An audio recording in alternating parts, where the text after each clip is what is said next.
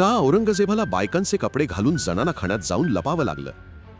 छत्रपती संभाजी महाराजांच्या बलिदानानंतर मराठ्यांच्या मनात संतापाची लाट उसळली होती. मुघलांचा अहंकार मोडून काढण्यासाठी संताजी घोरपडे यांनी एक धाडसी योजना आखली. त्यांनी 2000 निवडक सरदार आणि कसलेले योद्धे विठोजी चव्हाण यांसारखे शूर सैनिक आपल्या सोबत घेतले. संताजीच्या आदेशानुसार सर्वांनी आपली वेशभूषा बदलली.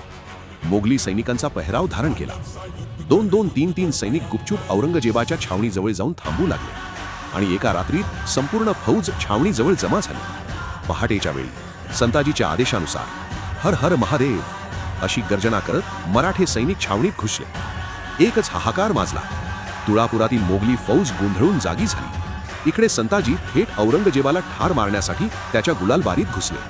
परंतु औरंगजेबाने परिस्थिती ओळखली. त्याने तात्काळ साडी चोळी परिधान केली आणि स्त्रियांच्या महालात जनाना खाण्यात जाऊन लपला. कारण त्याला ठाऊक होतं, मराठे सैन्य कधीही स्त्रियांना हात लावत नाही.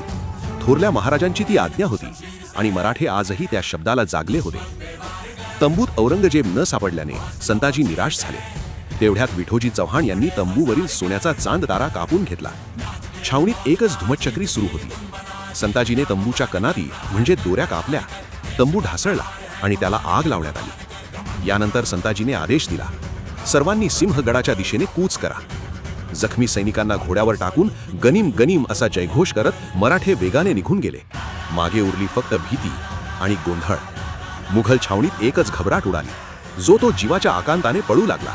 अहो, केवढा धाडसी हल्ला होता तो. औरंगजेब सुद्धा या छाप्याने भयभीत झाला.